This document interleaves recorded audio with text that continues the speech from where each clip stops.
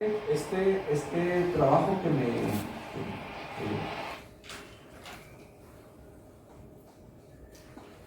me parece que comprime y resume mucho, digamos, de lo que he tratado aquí como de conversar con ustedes acerca de la permanencia y de la borradura, de la existencia y no existencia, de la ausencia y la permanencia, esas dos tensiones que se dan constantemente,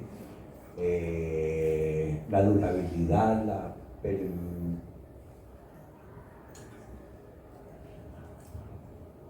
como la búsqueda de la trascendencia, la imposibilidad de trascender, o esa discusión que tenemos todos los días sobre qué es verdad y qué es una mentira, que la mentira borra la verdad. Bueno, un poco, digamos,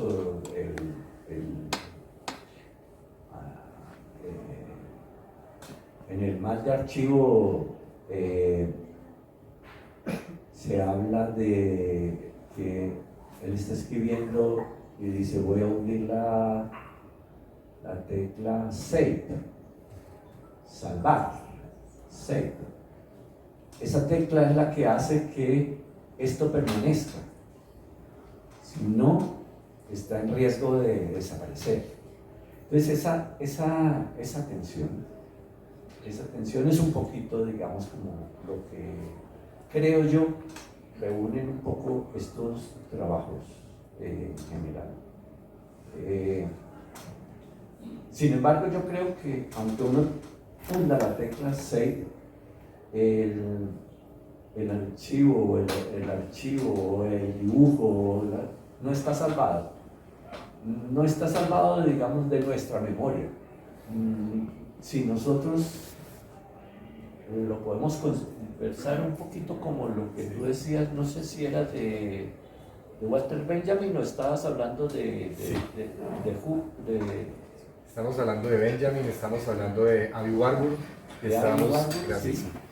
Que digamos que la memoria puede revitalizar o darle nuevos sentidos a una imagen, pero también pasa, digamos, con los monumentos que están allí y ya no los vemos, digamos, ya no existen, están transparentes o incapaces de llevarnos a nada, ¿no? Y sin embargo están hechos en granito, en hierro, en cosas muy durables, pero aunque estén ahí salvadas, están un poco, de alguna manera, para muchos, borradas, desvanecidas o inexistentes, transparentes, digamos. Sí, maestro Oscar, es interesante porque esos monumentos que usted identifica de manera muy particular se enriquecen a partir de la lectura que, por ejemplo, usted brinda de imágenes que provienen del pasado, las trae al presente, y George D. Huberman en Ante el Tiempo nos dice que ese es el famoso anacronismo de la imagen.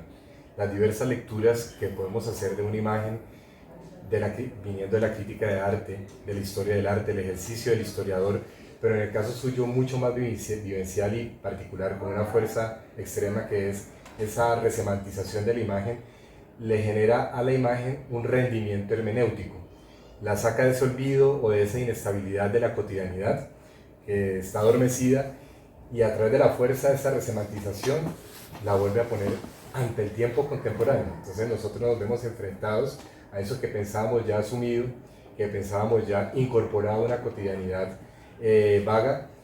Usted lo presenta de una forma tan contundente, le da una segunda vida, una tercera vida, una cuarta vida, y es ahí donde Jordi Huberman dice que ese anacronismo de la imagen enriquece poderosamente esa interpretación que en la contemporaneidad podemos hacer de esas imágenes que provienen del pasado. Entonces, para mí como historiador maestro, ese tipo de trabajo resulta revelador, porque nosotros que nos movemos únicamente en el ámbito del pensamiento, encontramos en ustedes, los artistas, unos aliados poderosísimos e indiscutibles para hacer de la historia un documento no del pasado, sino una forma de interpretar desde el presente, de las claves del presente, las nuevas técnicas que usted explora, las nuevas posibilidades de subir la imagen.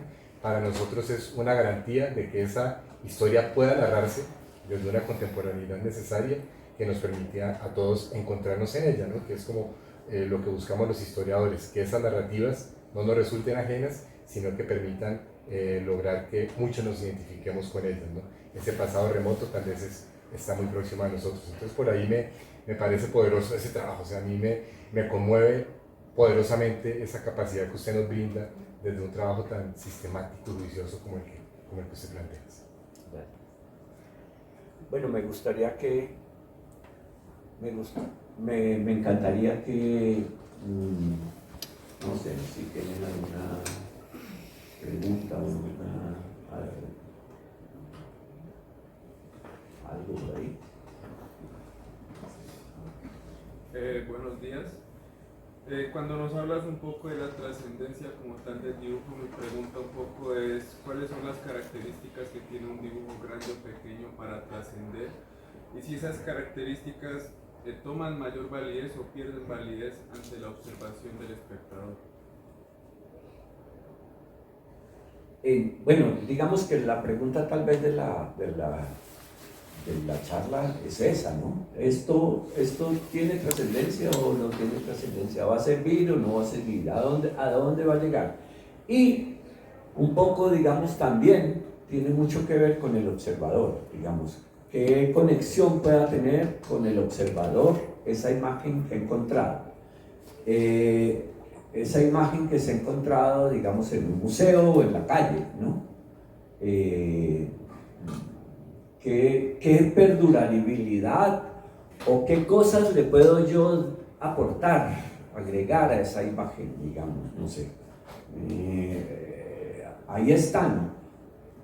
Creo que es Didi Huberman que dice que las imágenes están en una latencia, ¿no? En una latencia que es, haz de cuenta, como si el fuego parece que estuviera apagado, pero con un pequeño soplo vuelve otra vez a salir la llama. Es decir, esa latencia, esa imagen la reaviva un poco el otro, con su mirada, con sus pensamientos. No sé. Yo creo que es un poquito como así.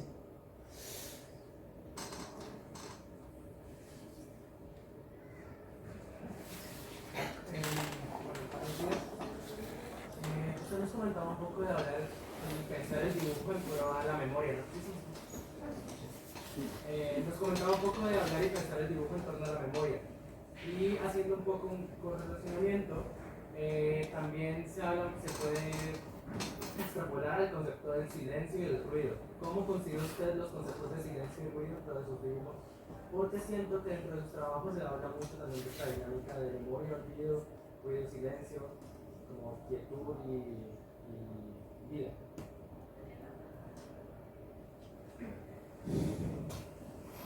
Pues yo sí creo que, digamos, estoy de acuerdo con lo que dices, digamos que hay una intención.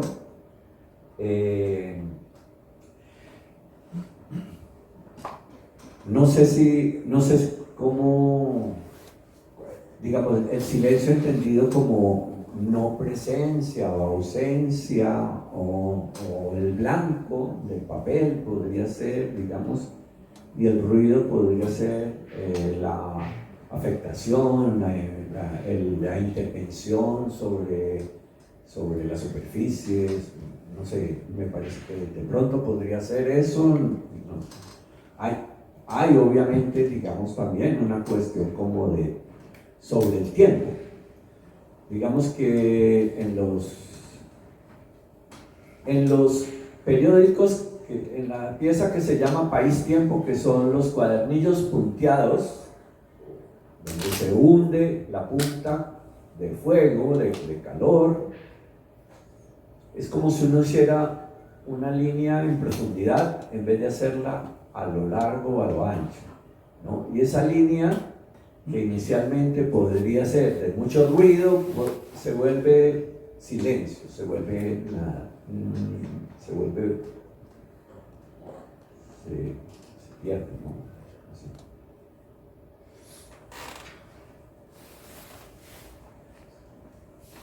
Bueno, pues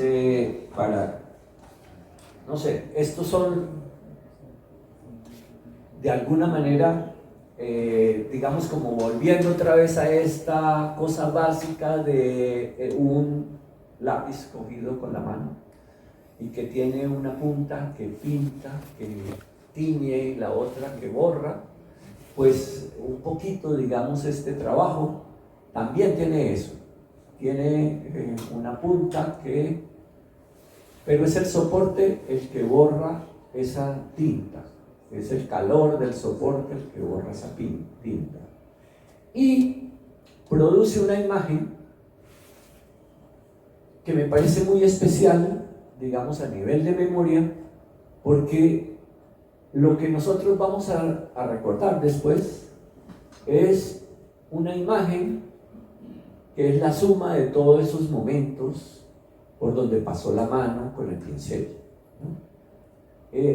Va a haber como una especie de imagen de un rostro que se vio, que unas veces tenía los ojos más chiquitos, más grandes, la boca torcida, la sombra aquí, no sé, que no tenía pelo, que tenía pelo, ¿no? Como que todas esas cositas, esos giros van dando una idea, que es más una idea que una imagen quieta, lo que uno puede llevarse en su memoria. Un poquito, digamos, esa ha sido como...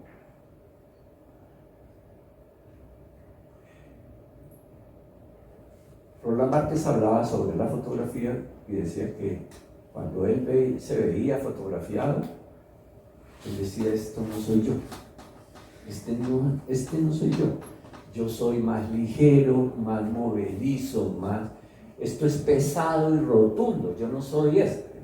Como que tenía ese problema que yo creo que, no sé si ahora, como vivimos tan cotidianamente con el autorretrato, no sé si eso siga siendo así, pero digamos, él hablaba ese comentario sobre su imagen vista en una superficie.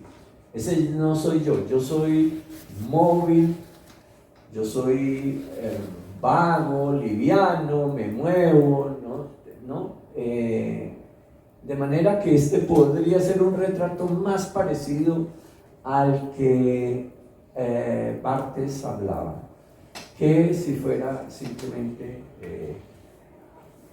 una imagen definida y terminada, digamos.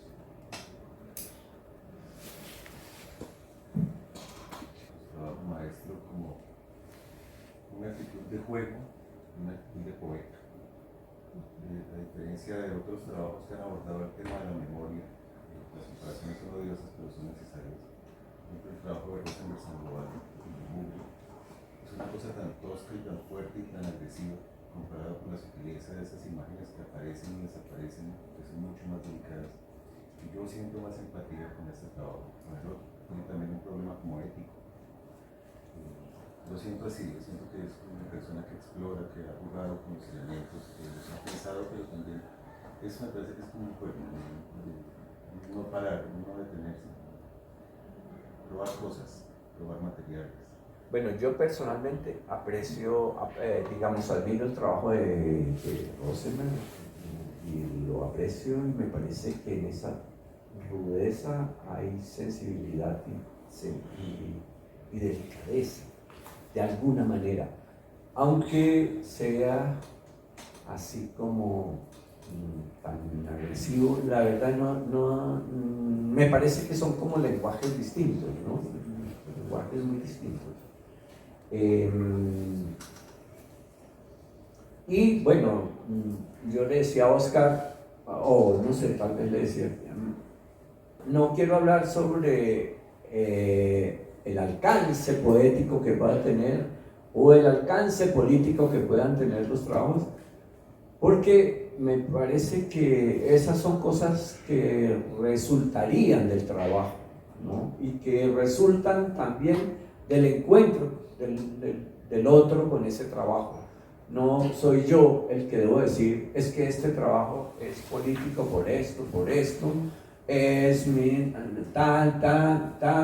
me ceñí por esto, leí a este autor y lo hice. No, digamos, hay mucho también lo que dices tú, Manuel, de un recuerdo, digamos, como ese lugar que es la infancia, el juego, esa relación que uno tiene cuando es niño con las superficies, con el piso, con la tierra, con la arena, con las piedritas, esa relación de la infancia con los elementos, cuando se empaña un espejo, cuando se empaña el espejo, todas esas cosas, digamos, me parece que están allí para ser como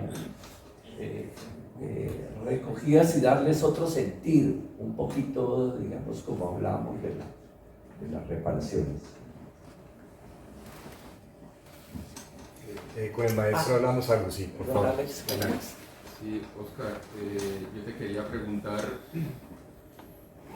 cómo es la relación ahora con el dibujo, llamémoslo de pronto tradicional, en el sentido de la mancha o la línea o la trama sobre el papel para ti hoy. Es decir, ¿sigues dibujando de esa manera? ¿Cómo es esa relación para ti ahora? ¿Se da para hacer unas proyecciones después de tus trabajos o lo valoras todavía en algunos procesos como obra, ese dejar la huella del grafito, del carbón sobre el papel, un dibujo en términos tradicionales? ¿Cómo es esa relación? Pues digamos que digamos como que estos trabajos pueden ser muy viejos, pero yo siempre, hay algo que quedó allí que no está terminado, digamos, que no está terminado. En la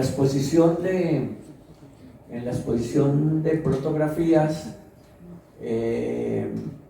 habían unos trabajos que estaban en una vitrina, que eran unos dibujos muy pequeñitos y casi invisibles, donde lo que yo me propuse era, sacando fotos de gente de la prensa, que son fotos muy pequeñas, pequeñas fotos de retratos de la prensa.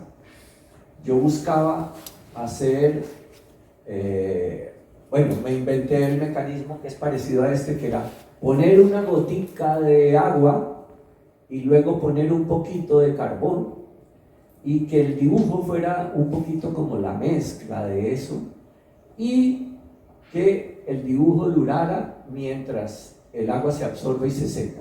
Entonces, digamos que los retratos eran el resultado de una cosa que tenía que hacerlo muy rápido y muy sencillo, pero que daban, no sé, se acercaban de alguna manera a esas imágenes, o esa era como mi intención, hacer un dibujo muy realista o imitar una fotografía sin poderla hacer, en un tiempo tan corto, donde una gota, yo recuerdo que les decía instantáneas, porque era mientras la gota la absorbe el papel, yo tengo un tiempo de mover el pincel untado en el carbón y dejar una huellita allí, pero ya cuando está seco ya no lo puedo hacer.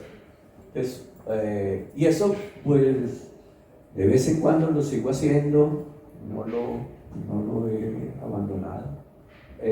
Obviamente me interesan otras cosas también y sigo, pero en general me he dado cuenta que siempre estoy dando vueltas alrededor de lo mismo, ¿no?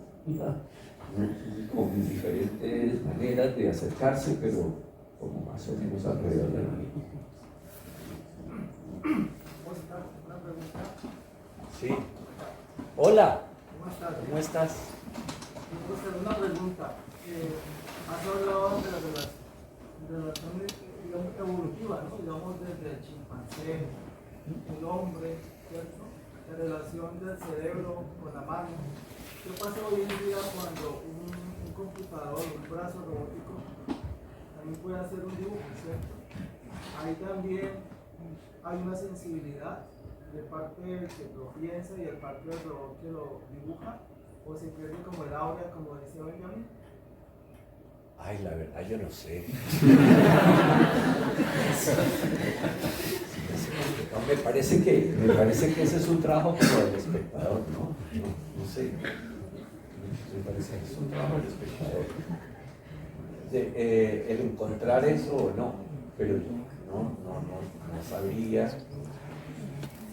Y de hecho, digamos, bueno, yo supongo que el computador, bueno, no supongo, sino que es una herramienta como un lápiz, ¿no? Como el lápiz y todo. Es decir, nosotros tenemos que conocer su naturaleza, conocer de qué está hecho, para qué sirve, para poder criticarlo, hablar de él, de desarmarlo, reformularlo, ¿no? repensar sus utilidades, sus sentidos, ¿no? Lo que podría ser. Entre otras cosas, traje estos lápices, los sacamos, lugar a dudas, un poquito pensando en esta idea. Y aquí tengo unos para ustedes, pero no alcanza para ustedes.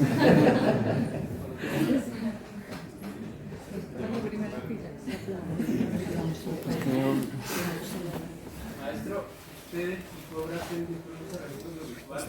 ¿Piensa esos registros del comienzo o es una circunstancia solo para registros? Allí también hay una contradicción. Hay una contradicción y que yo trabajo con objetos, sí, también, digamos, pero también hago videos. Y es un poquito raro, digamos, eso de estar grabando una cosa que se quiere grabar y que no se graba, ¿no? Ahí hay como una paradoja, una rara, porque es como si esa acción hubiera sucedido y yo no lo hubiera grabado, simplemente yo vendría a contarles a ustedes que hice eso.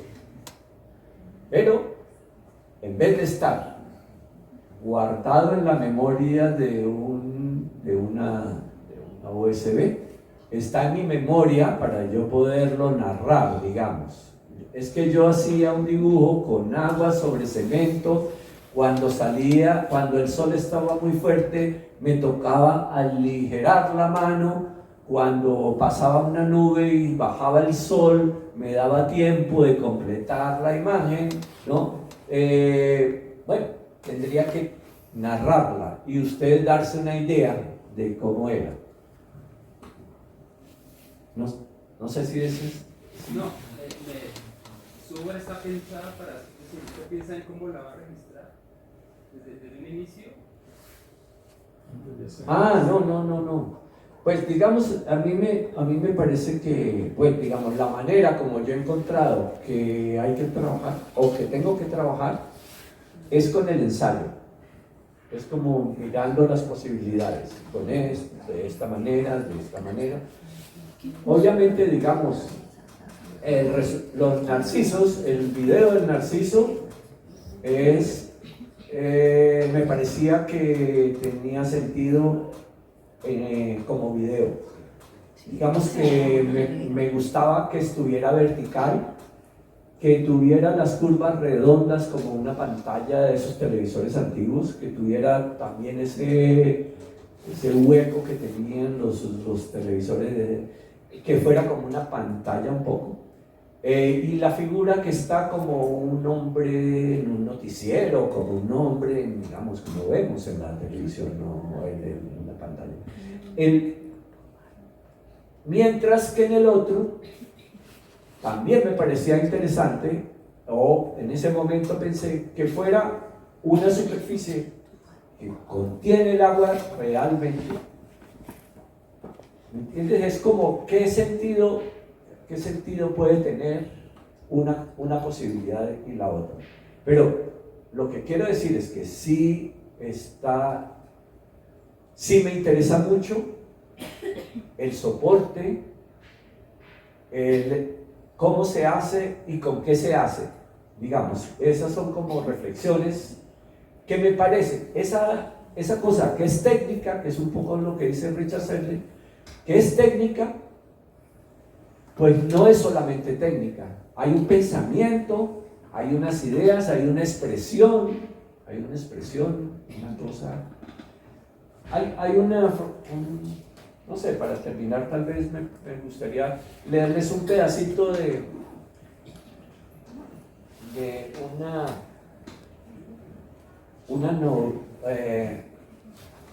un pedacito, un pensamiento que leí,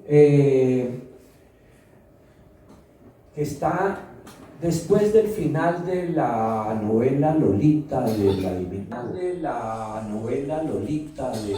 Nabokov. Él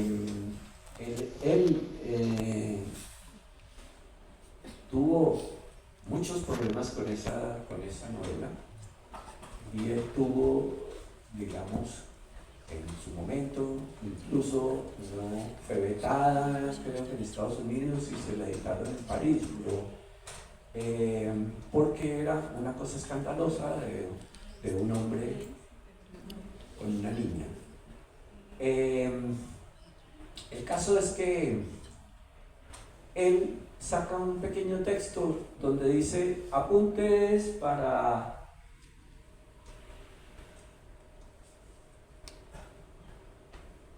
no sé si apuntes, pero explicación sobre el porqué de Lolita. Es como un texto agregado después.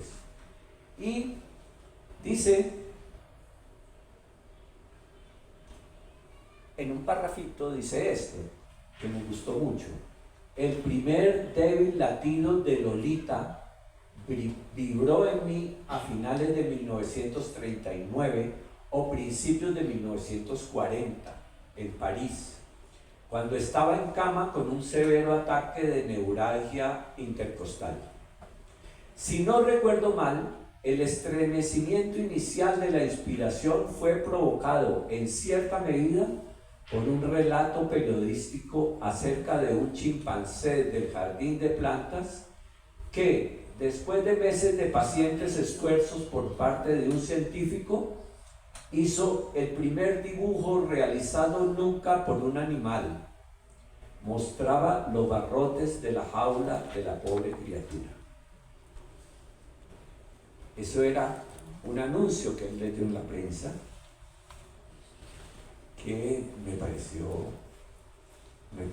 que hablaba mucho sobre el dibujo como expresión, como sacar una cosa que a través de la línea la puede sacar un animal, ¿no? Para expresar una situación que lo oprime, que lo constriñe, que no lo deja, el conflicto que tiene con el mundo. De manera que esos trazos son expresión, no es un aprendizaje simplemente mecánico, así sea, digamos, a través de un computador, no sé, me parece que hay expresión, mediado por un computador o por otro que dibuja, no sé. Me parece que es expresión.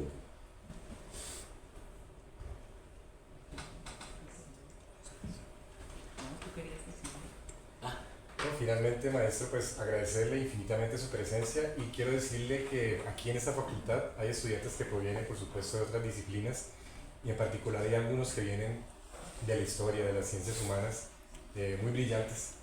Y nosotros que estamos en una búsqueda de las ciencias humanas, de conectarnos con el territorio, con esa necesidad de reconciliación, de mirar otras alternativas ante una realidad tan compleja como la que vivimos diariamente, encontramos en sus obras la génesis también de ese concepto que al inicio desarrollaba usted de reparación. Hoy por hoy la reparación simbólica, cómo los artistas aportan a construir mundos posibles, reparación a esas víctimas que necesitan tanto encontrarse, hacer catarsis de los dramas que se viven cotidianamente. Entonces, sus obras desde ese lenguaje poético, maestro, lo hemos sentido los historiadores, que nos abren un horizonte de cómo llegar, cómo generar esa acción sin daño hacia esos ciudadanos y ciudadanas que necesitan trascender al dolor y a partir de la poética encontrarse en obras como las suyas, ¿no? Entonces es maravilloso encontrar en usted a un artista pionero en ese manejo de la reparación de espíritus, de almas que necesitan también encontrarse en momentos tan coyunturales como los que está afrontando nuestro país. Entonces, para nosotros desde las ciencias humanas es muy interesante ver cómo usted de manera a hurtadillas de pronto y de manera inconsciente ha desarrollado ese concepto con un lenguaje tan particular suyo, tan propio, que sirve de inspiración para artistas y para personas que venimos de las ciencias humanas para reparar, para encontrarnos con esas personas que necesitan respuestas ante la realidad. Entonces, eso era lo último que yo quería decir, maestro. De verdad, muchas gracias. Muchas gracias. Ojalá que sea así.